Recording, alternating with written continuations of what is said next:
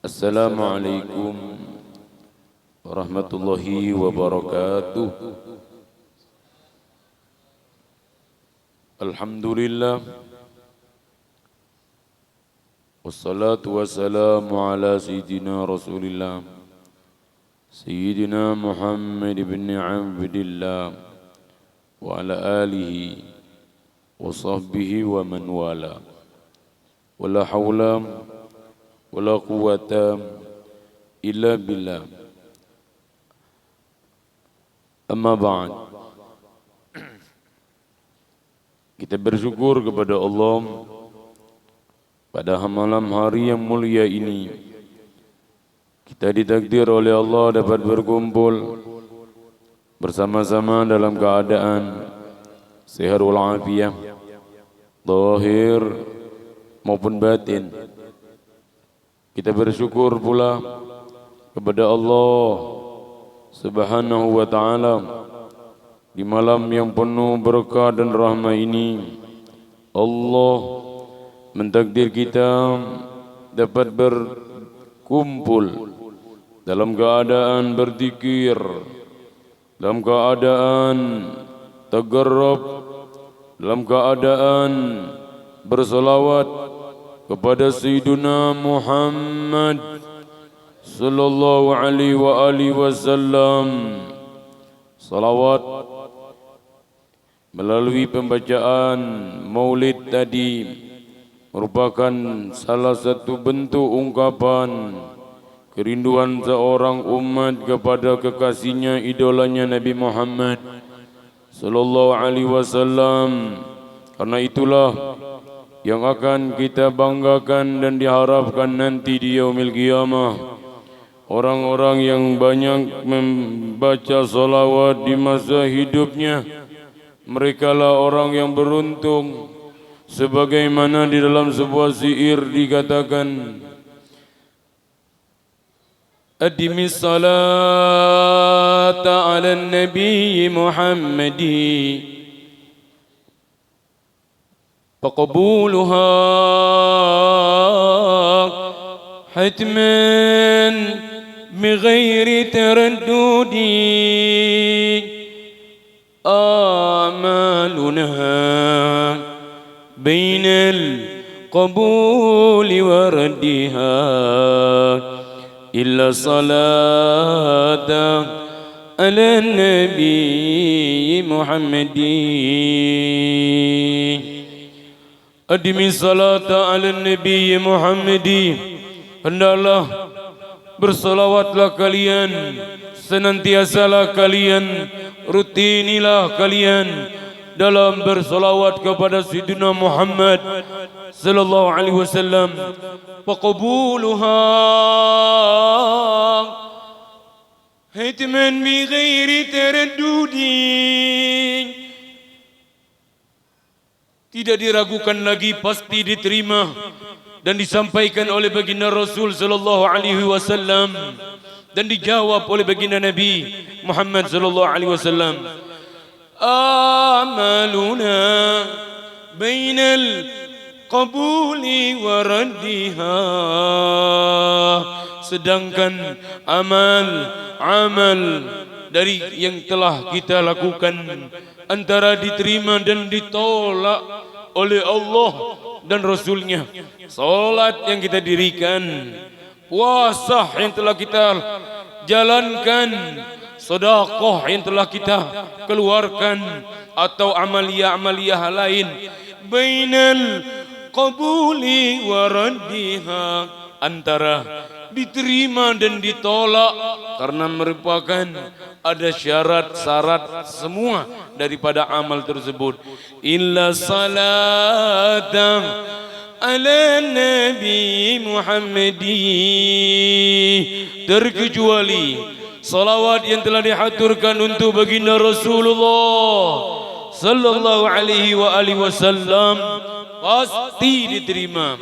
Semoga melalui malam Jumat yang berkah dan rahmah ini, Allah Subhanahu wa taala menyampaikan salawat yang telah kita haturkan kepada idola kita, sang penyelamat kita yang peduli dengan kita dunia sampai kelak nanti di akhirat, Sayyidina Muhammad. Sayyidina Muhammad. Sayyidina Muhammad.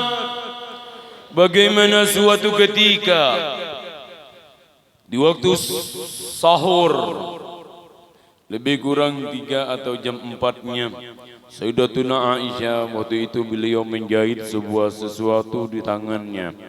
Maka alat penerangan waktu itu hanya sebuah lampu seadanya. Di waktu beliau menjahit sesuatu, ternyata angin menghembus, menghantam ke dalam rumahnya sehingga rumahnya pintunya pun terbuka, lalu memadamkan apa yang menerangi hari itu. Lalu karena kaget, lalu terjatuhlah apa yang beliau jahit. Ternyata tidak ditemukan karena gelap, tidak ditemukanlah jarum yang jatuh. Dicari oleh Sayyidatuna Aisyah radhiyallahu anha wa ardhaha sampai Rasulullah berdiri di antara dua pintu rumah Sayyidatuna Aisyah radhiyallahu anha wa ardhaha. Langsung terang benderang di seluruh sudut rumah Aisyah radhiyallahu anha wa ardhaha. Lalu beliau mendapati jarum yang jatuh tadi, lalu ditampakkannya di hadap baginda Rasul. Alangkah terangnya wajah engkau ya Rasulullah. Sambil melihat jarum itu, beliau mengatakan, alangkah terangnya wajahmu ya Rasul, sampai jarum yang jatuh ini pun nampak.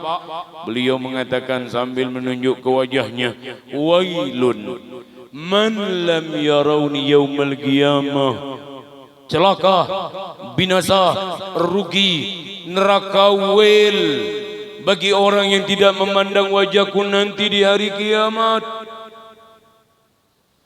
Lalu Sayyidatuna Aisyah radhiyallahu anha warḍaha bertanya, apakah ada orang yang tidak beruntung ya Rasul?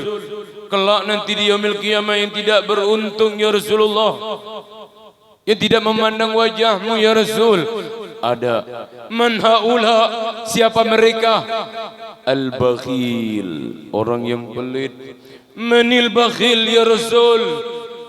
Apakah orang yang tidak mengeluarkan hartanya untuk membantu orang? Ataukah orang yang tidak mau memberikan petunjuk kepada orang yang sesat? Atau orang tidak yang mau membantu tetangganya yang lemah? Bukan. Man dzukirtu indahu falam yusalli alayya. Mereka yang diam, melongok, tak kala namaku disebut di tengah-tengah mereka, Muhammad, Muhammad. Tak kala namaku disebut di tengah mereka, mereka enggan, mereka diam. Mereka itu adalah contoh, adalah orang yang tidak memandang wajahku nanti di hari kiamat. Kalau orang itu tidak memandang wajah sang Nabi, berarti ia tidak akan pernah masuk ke dalam surganya Allah. Karena pintu surga kuncinya ada pada baginda Rasulullah sallallahu alaihi wasallam. Orang yang masuk surga namun tidak bertemu dengan sang Rasul, bagaimana dia memasuki pintunya? Ma'asyiral hadirin, hadirat yang dimuliakan oleh Allah Subhanahu wa taala. Dalam perkumpulan yang mulia ini, Sahibul Bait Bapak Subhan sekeluarga memperingati haul daripada orang tuanya, ibundanya, yang mana mudah-mudahan dalam perkumpulan 25 hari, Masya Allah, kesalawi hari daripada ibunda beliau. Mudah-mudahan apa yang beliau niatkan, dari apa yang telah dibaca, dari apa yang telah diucapkan, diterima oleh Allah setiap huruf per huruf dari Al-Quran, dari zikir, dari tagarrub, dinilaikan pahala dan dihadiahkan untuk kedua orang tuanya, terkhusus daripada almarhumah Rasulullah binti Harun. Allah perluaskan kuburnya. Hadirin, dahulu bagaimana diceritakan Al-Imam Hujjatul Islam Abu Hamid Muhammad bin Muhammad Al-Ghazali, beliau menceritakan ada seorang ibu bernama Taila. Dia seorang wanita fuqara, miskin, kerjaannya hanya mengambil upah daripada muntal-muntal benang untuk majikannya. Satu hari dia dapat hanya 1 dirham saja. Itulah hari-hari kerjaannya. Namun beliau mempunyai seorang putra yang soleh. Di waktu akhir daripada detik-detik ajal beliau mengadahkan ke atas langit menghadap kepada Allah Subhanahu wa ta'ala. Lalu dia ditanya oleh anaknya, apa yang kau inginkan wahai ibu? Apa yang kau inginkan wahai ibu? Sang ibu mengatakan, aku menginginkan rahmat Tuhanku nak. Lalu apa yang kau harapkan wahai ibu? Yang ku harapkan adalah ampunan daripada Tuhanku ya. Wahai anakku, tidakkah engkau ingin ku jamu sesuatu supaya engkau makan wahai ibu? Tidak wahai putraku. Kau doakan saja agar aku tidak kesepian di dalam barzakhu, agar Allah tidak hinakan aku di dalam kubur. Ternyata tidak lama ibundanya pun wafat, meninggal dunia. Lalu sekala dikubur, sang anak membaca beberapa ayat daripada Al-Quran. Lalu dibacakan doanya di hadapan orang tuanya, di hadapan kuburan ibundanya. Anasallahu wasyatakum warahimallahu ghurbatakum وتقبل حسناتكم وتجاوز عن سيئاتكم. Subhanallah, di waktu malam sang putranya bermimpi melihat ibunya. Di dalam mimpinya dilihat sang ibu dipeluk, dicium tangannya, dikecup dahinya. Bagaimana keadaanmu wahai ibu? Sang ibu pun bercerita, wahai anakku, tidaklah gampang nampak itu kematian. Yang namanya kematian maut, ajal, tidaklah gampang nak, amatlah sulit. Lalu bagaimana keadaan wahai ibu? Sang ibu mengatakan, aku diberi oleh Allah Subhanahu wa ta'ala permadani yang harumnya sampai kiamat tidak akan pernah hilang. Dari mana engkau dapat itu wahai ibu? Dari doa yang kau munajatkan di waktu engkau berziarah ke makamku nak.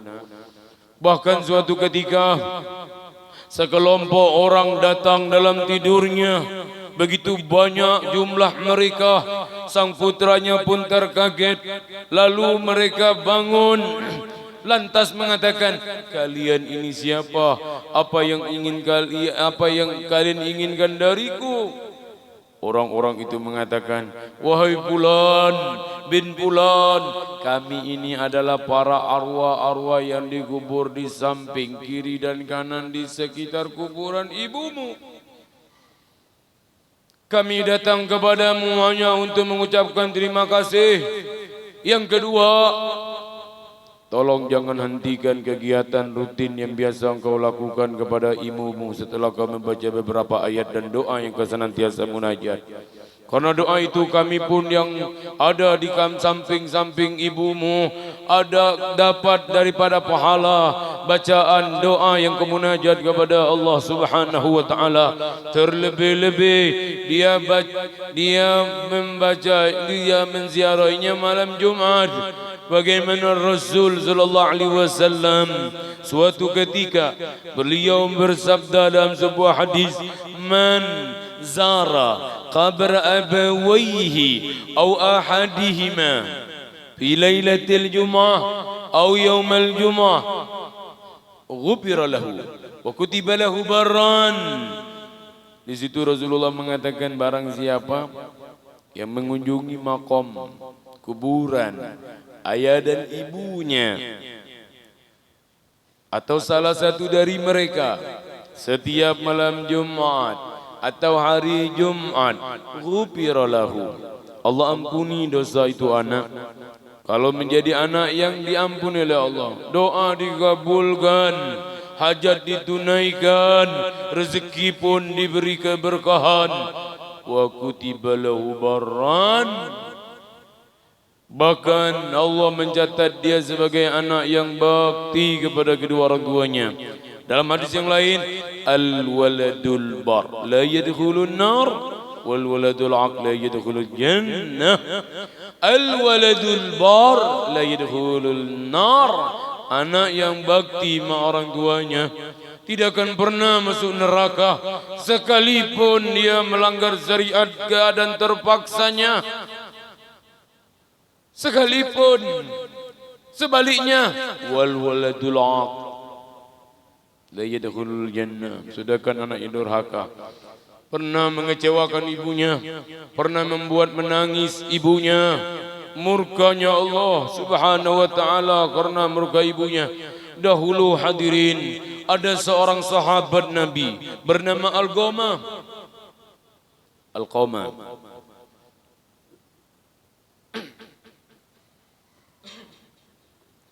Alqamah adalah sahabat Rasul sallallahu alaihi wasallam. Beliau mempunyai istri yang cantik. Cantiknya luar biasa.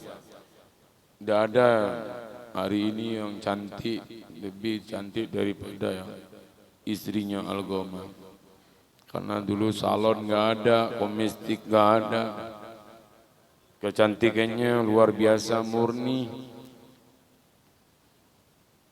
Sehingga suatu ketika Alqamah ini pulang dari berniaga berdagang. Dia begitu mencintai, membanggakan istrinya, memanjakan istrinya. Dia berikan hadiah kepada istrinya.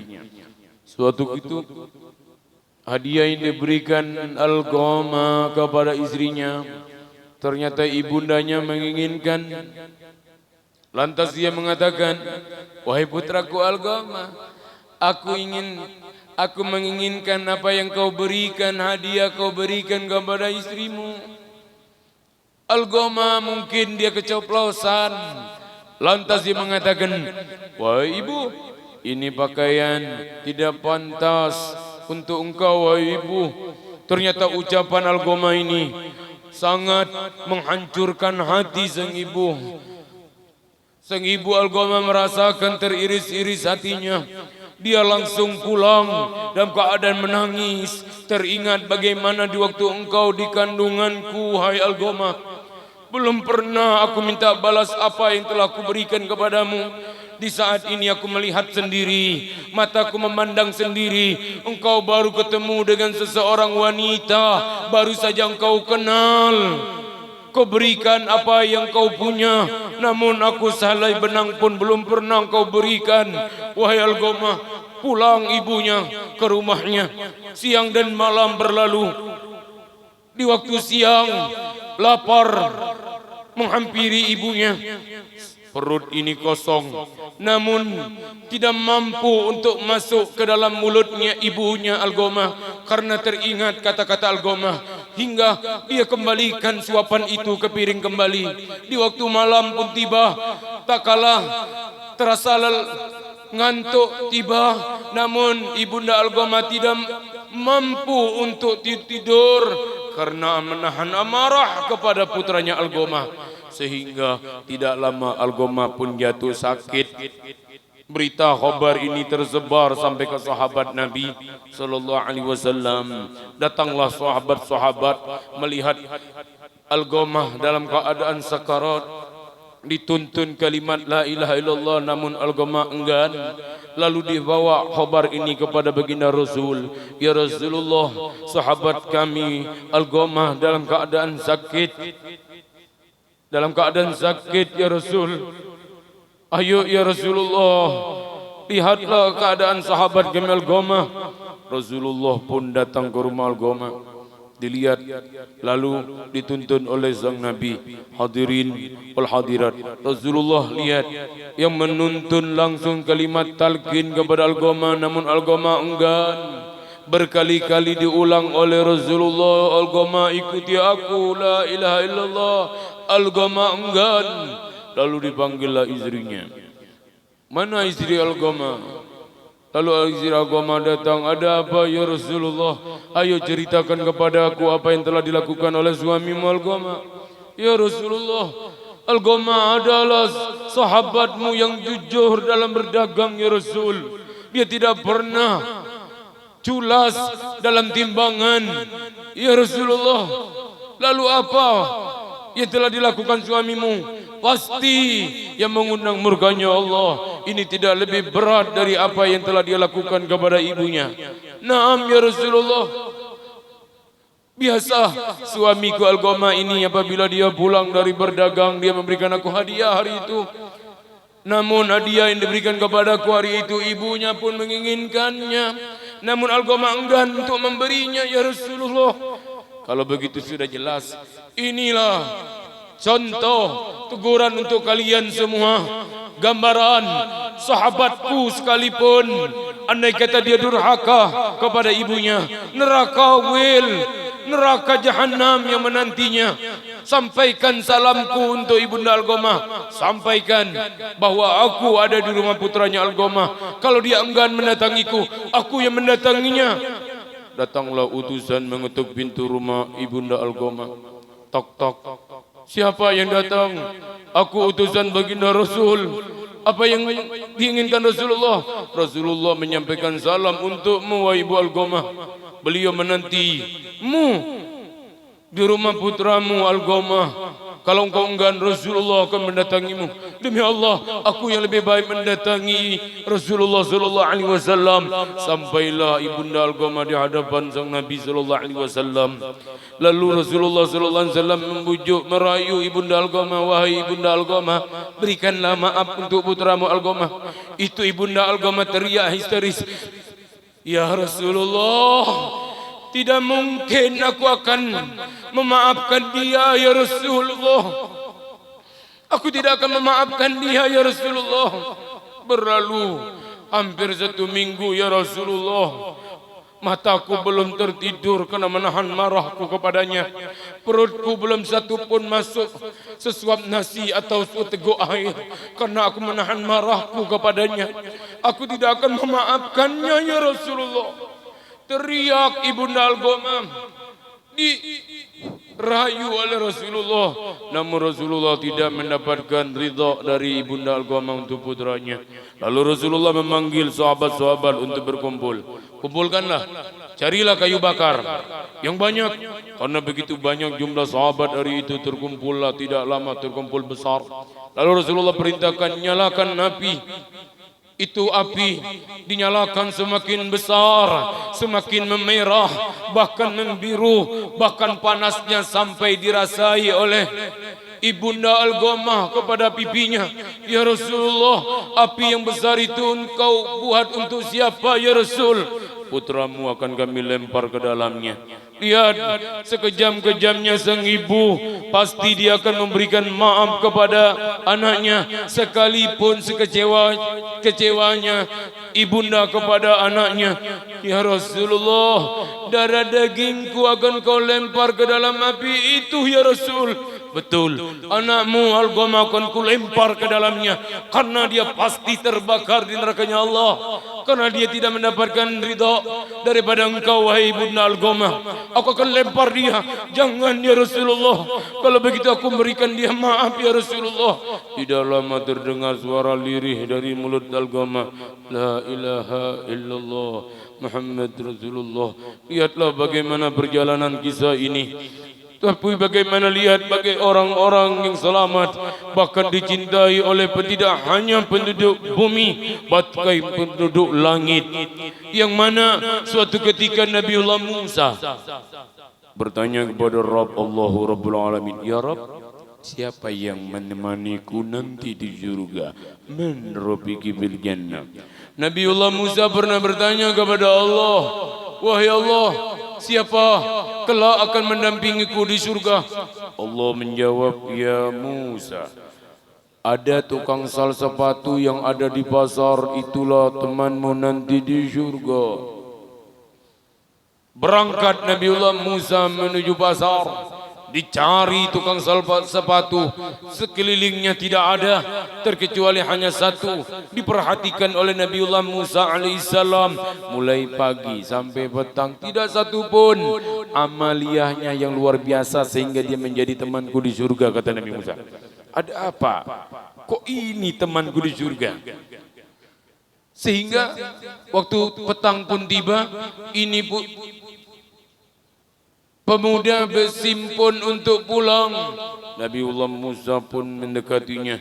Wahai bulan, mau ke mana engkau? Aku ingin pulang, wahai Tuhan. Kalau begitu izinkan aku ikut bersamamu. Apa yang kau inginkan dariku, wahai Tuhan? Aku ingin menziarahi keluargamu. Oh, kalau begitu ikutlah aku. Sampailah di rumah pemuda itu, ternyata pemuda itu berkata, wahai Tuhan, inilah keadaan rumahku. Apa yang kau inginkan? Kalau kau ingin istirahat, istirahatlah. Ya sudah, aku ingin istirahat. Ternyata si pemuda ini masuk ke dalam rumahnya. Dia keluar dengan membawa menggotong seorang wanita tua dalam keadaan lumpuh, tidak mampu berjalan. Dia bawa ke depan rumahnya, lalu dimandikan, lalu disiapkan pakaian, lalu disuapkan makanannya. Tidak lama dia kembali ke dalam rumahnya. Dia ambil lagi, ada orang tua dalam keadaan tidak mampu berjalan, dalam keadaan tidak mampu berdiri, digendong oleh pemuda itu, dibawa ke depan lalu dimandikan. Tak kala selesai dibawa kembali ke dalam rumahnya, Nabiullah Musa bertanya, siapa mereka itu? Pemuda itu mengatakan, itu mereka adalah kedua orang tuaku, ayah dan ibuku, wahai Tuhan. Beginilah keadaanku setiap hari. Sebagaimana aku sore hari ini, begitulah aku di waktu pagi tadi. Sebelum aku berangkat menuju pasar mencari rezeki, aku mesti memandikan ibu dan ayahku, karena mereka sebelum aku lahir adalah dalam keadaan lumpuh. Kau tahu siapa aku? Memang kau siapa, wahai Tuhan?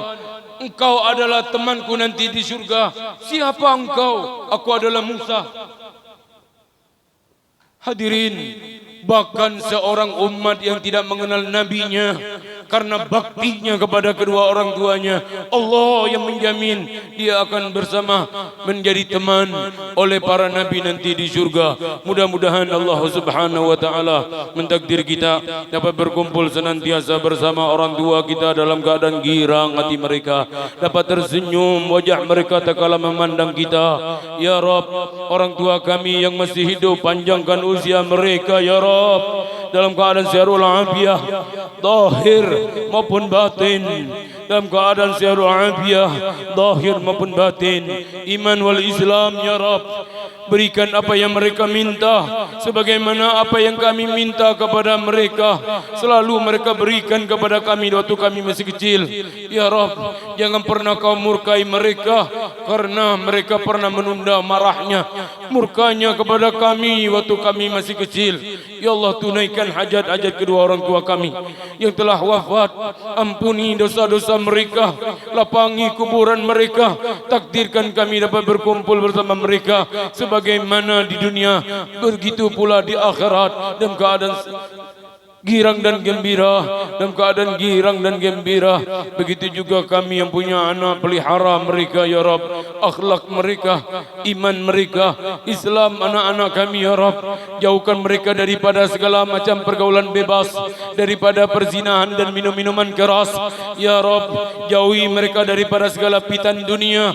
Angkat daripada negeri ini, angkat kesusahan dari apa yang kami alami ya Rabb. Angkat kezaliman ya Rabb, angkat kesusahan yang menimpa negeri kami, yang menimpa agama kami, yang menimpa saudara-saudara kami ya Rabb. Angkat segala kesusahan kami dalam beramal, susahnya kami dalam berbuat baik, sulitnya kami istiqamah, susahnya kami meninggalkan maksiat ya Rabb, sulitnya kami dalam berbuat baik, susahnya kami dalam mencari rezeki yang halal, sulitnya kami dalam bertutur kata yang indah, susahnya kami dalam bertutur kata yang jujur ya Rabb. Angkat segala kesulitan yang menimpa ulama-ulama kami, pelihara mereka, guru-guru kami ya Rabb. Pelihara, panjangkan umur mereka dalam keadaan istiqamah, senantiasa menyelamatkan umat ini dalam doa dan qiyamul lailnya. Ya Rabb, yang kau ambil ulama kami sebelum kami menjadi pewaris mereka ya Rabb. Jangan kau ambil ulama kami ya Rabb sebelum kami menjadi orang yang lebih alim dari mereka ya Rabb. Ya Rabb, ya Rabb, wahai Allah, wahai Zat yang Maha mendengar, Engkau di mana ya Rabb? Ya Allah, kepada siapa kami datang untuk memohon yang mampu mencukupi keperluan hamba-hambanya kecuali Engkau ya Allah. Ya Rabb, wahai Allah, angkat kesusahan yang menimpa agama kami ya Rabb. Ya Rabb, wahai Allah, selamatkan kami ya Rabb.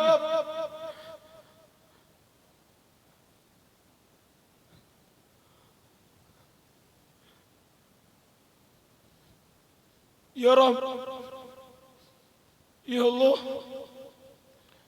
Allahumma la sahla illa ma ja'altahu sahla wa anta taj'alul huzna in syi'ta sahla.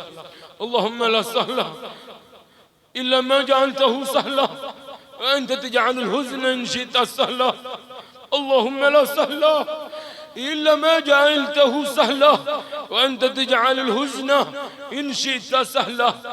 Rabbana atina fid dunya hasanah وفي الآخرة حسنة وقنا عذاب النار وصلى الله على سيدنا محمد وعلى آله الطيبين الطاهرين سبحان ربك رب العزة عما يصفون سلام على المرسلين الحمد لله رب العالمين يا رسول الله سلام عليك يا ربي أشاني ودرجي عتبة يجي رد العالمين يا أهيل الجود والكرم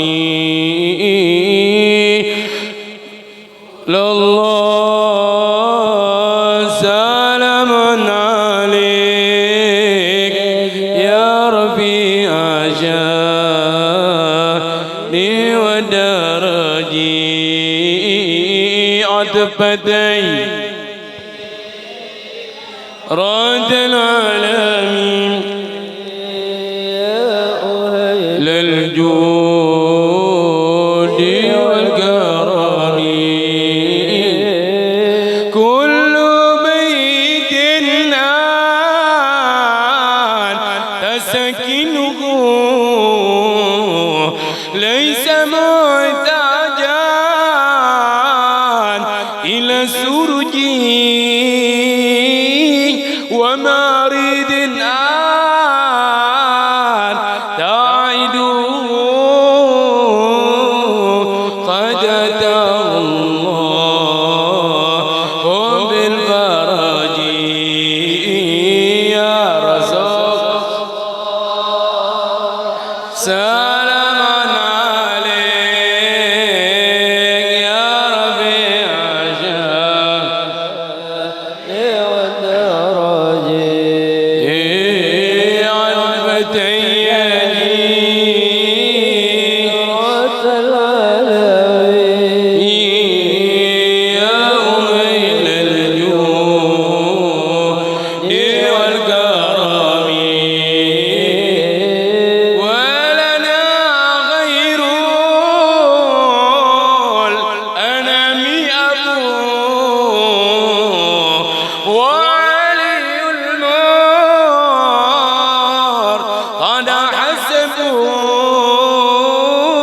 وإلى سبطاي